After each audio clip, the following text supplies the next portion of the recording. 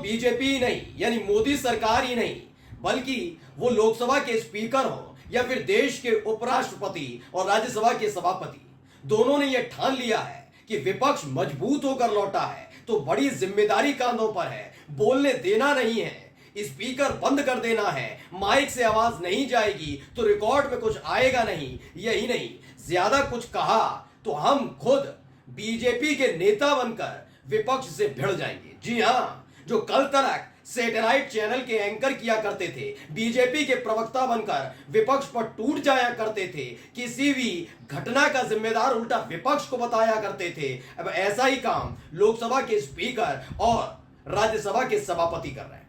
और यही एक वजह है कि राज्यसभा की कार्रवाई को अब अनिश्चित काल के लिए स्थगित कर दिया। क्यों? क्योंकि जगदीप धनखड़ से संभालना चाह रहे थे, संभाल नहीं पा रहे थे।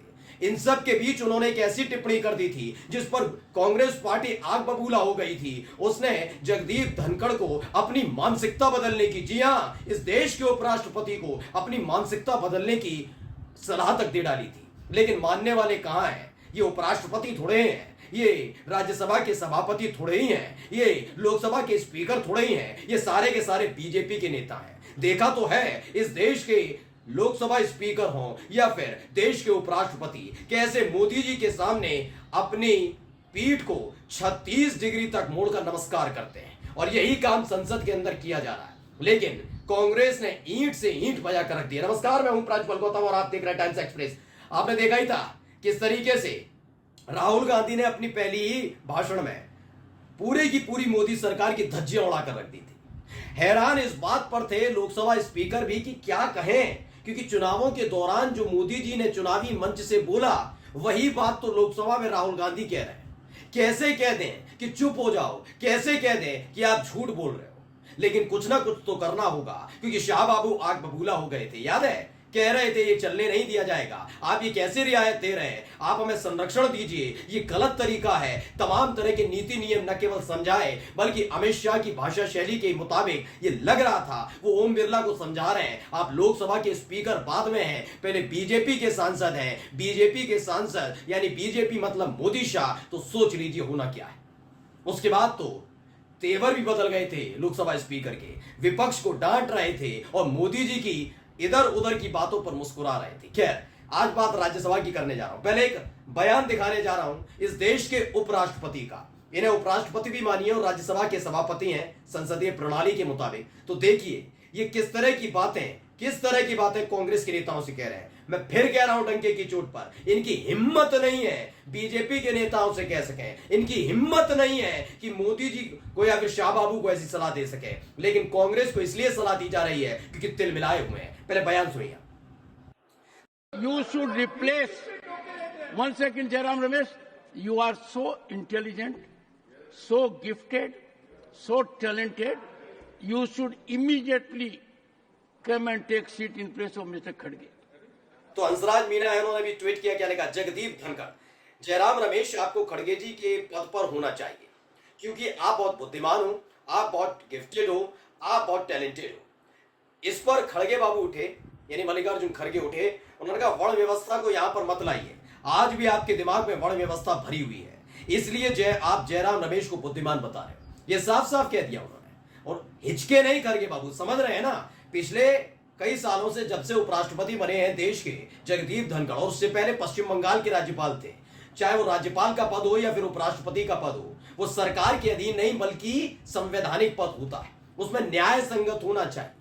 लेकिन इस देश के उपराष्ट्रपति ने अपने आप को घोषित कर दिया है कि वो न केवल बीजेपी के नेता हैं बल्कि मोदी और शाह के सामने बोल नहीं पाएंगे। यही तो वजह है कि आप देखिए जब वो राज्यपाल हुआ करते थे तो ममता बनर्जी की सरकार को सबसे भ्रष्ट बताते हुए कभी कुछ करते रहते थे। यही काम उपराष्ट्रपति बनने की बात कर रहे हैं। आज जब उन्होंने इस तरह की भाषा शैली का इस्तेमाल किया, जब उन्होंने कहा भाई कि जयराम रमेश आप ज्यादा टैलेंटेड हो, आप बन जाओ नेता प्रतिपक्ष राज्यसभा के अंदर, तो इस पर खड़गे बाबू ने टोक दिया, कहा कि आप पहले अपना दिमाग सही करिए, मतलब अपने मानसिकता को सुधारिए। और ये बात क्यों, मैं अब आपको बताता हूं। ये पहली दफा नहीं है। जब पिछली लोकसभा यानी 17वीं लोकसभा में चीजें चल रही थी, आपको तो पता ही है, मोदी और शाह से सवाल पूछना तो वैसे ही मना था, वो तो प्रचंड बहुमत की सरकार है, यहां तो कुछ कर नहीं पा रहे हैं। तो उन्होंने क्या किया था, उस वक्त हंगामा हुआ।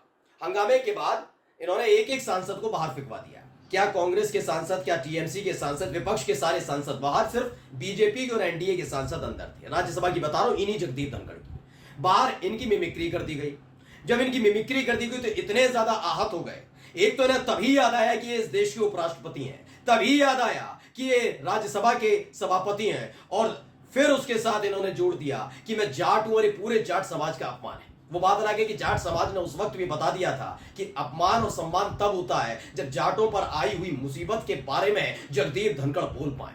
जब इस देश की जाट खिलाड़ी और इस देश की बेटियों के साथ बदसलूकी कर रहा था मोदी का लाडला, तब चुप्पी साध कर बैठे थे। किस बात के जाट हो, है? किसानों पर जब अत्याचार हो रहा था तब चुप्पी साध कर बैठे थे। किस तरह के जाट हो?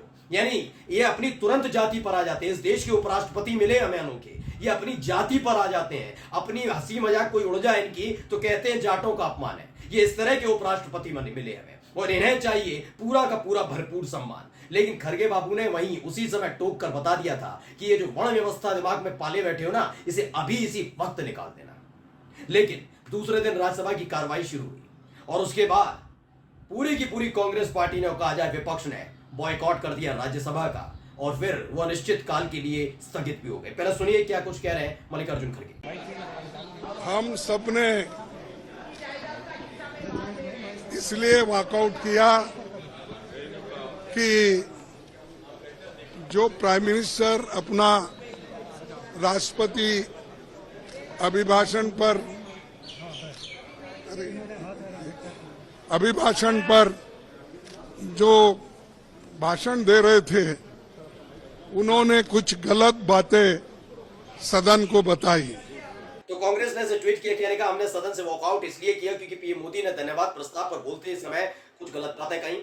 झूठ बोलना, लोगों को गुमराह करना और सच के खिलाफ बोलना पीएम मोदी की आदत है। मैं सदन में पीएम मोदी से कहना चाहता था कि संविधान आप लोगों ने नहीं बनाया, आप लोग संविधान के खिलाफ थे। मैं स्पष्ट करना चाहता था कि कौन संविधान के पक्ष में है और कौन खिलाफ। आरएसएस के लोगों ने शुरू से ही संविधान का विरोध किया था और अंबेडकर जी, नेहरू जी के पुतले जलाए थे। लेकिन आज बीजेपी कह रही है कांग्रेस इसके खिलाफ है, और इसी को लेकर क्योंकि आवाज दबाने की कोशिश, मैंने कहा ना, मैं एक बार के लिए, मैं अभी भी पूरी जिम्मेदारी के साथ कह रहा हूं अपने चैनल में, 5 साल वाला पुराना वाला छोड़ दीजिए। इस वक्त जो है ओम बिरला अपनी साख बचाने में जुटे हुए हैं। मैं ये नहीं कह रहा कि निष्पक्ष हो गए, नहीं, मैं नहीं मानता। लोकसभा स्पीकर के तौर पर अभी भी निष्पक्षता बाकी है, लेकिन फिर भी ओम बिरला एक हद तक ये बात मानने के लिए तैयार हो गए हैं कि वो लोकसभा के स्पीकर हैं। लेकिन आज भी इस देश के उपराष्ट्रपति और राज्यसभा के सभापति अपने आप को बीजेपी का नेता मानते हैं। वो जानते हैं कि वो उपराष्ट्रपति इसीलिए बन पाए हैं क्योंकि मोदी जी की कृपा थी उन पर। और अब मोदी जी की कृपा है तो मोदी जी से कोई उनके सामने सवाल कैसे कर लेगा? वो भी वो मोदी जी जिनके सामने इस देश के उपराष्ट्रपति अपनी रीढ़ की हड्डी को 36 डिग्री तक झुका कर खड़े रहते हैं। कुल मिलाकर राज्यसभा को अनिश्चितकाल के लिए स्थगित करना पड़ा, और उसकी वजह विपक्ष नहीं है, उसकी वजह है बीजेपी, उसकी वजह है मोदी, उसकी वजह है सवाल, और उसकी वजह है इस देश के उपराष्ट्रपति और राज्यसभा के सभापति, जिनकी जिम्मेदारी है कि नैतिकता के साथ और पूरी जिम्मेदारी के साथ संवैधानिक तौर पर संवैधानिक पद की गरिमा बनाए रखिए। लेकिन बीजेपी वालों से कौन क्या उम्मीद करेगा? इन्होंने संविधान, जितनी भी संवैधानिक संस्थाएं हैं, उनका तो माखौल उड़ा ही रखा है, और इसी के साथ राज्यसभा में विपक्ष की आवाज को दबाने का एक नया तरीका इजाद किया गया। नमस्कार।